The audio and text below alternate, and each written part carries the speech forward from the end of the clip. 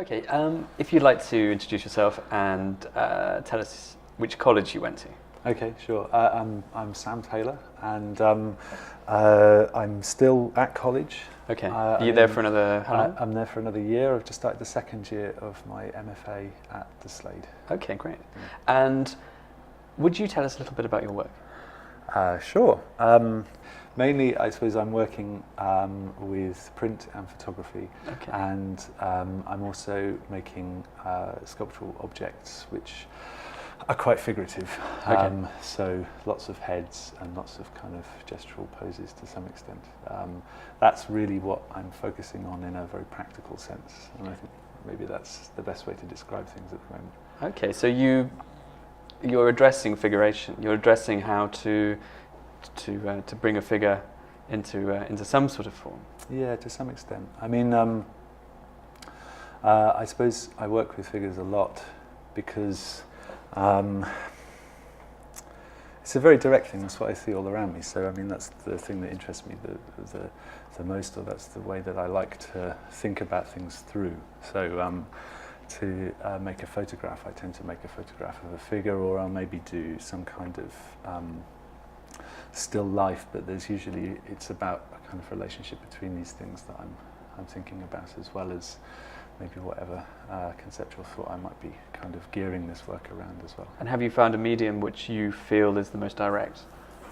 It's too early to say. To some extent. I mean, I really like working with print and with photography. I find those two things very interesting but then I play, and I like a very direct connection with the material, which sometimes photography doesn't necessarily allow you.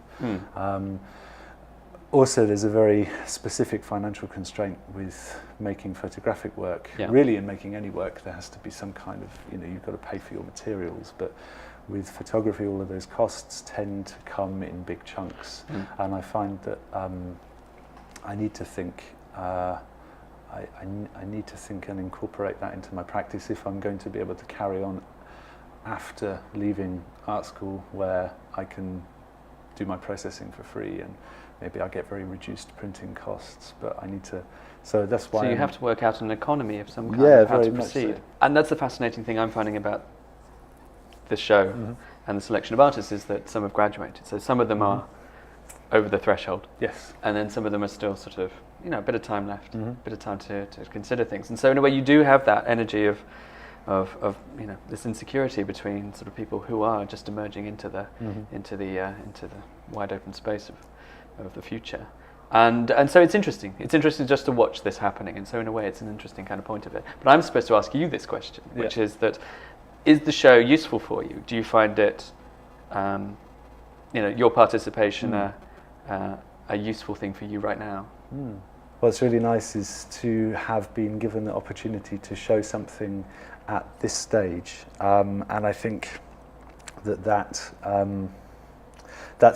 not necessarily made me throw everything together and think that this is it in that sense. It's really. So you're remaining sceptical. Yeah, very much so. It's making me feel like, I suppose I can still change and I can still move around things, and I feel that freedom that's being given, or the opportunity to have a little bit of freedom with that, to play a bit with it, is really useful right now.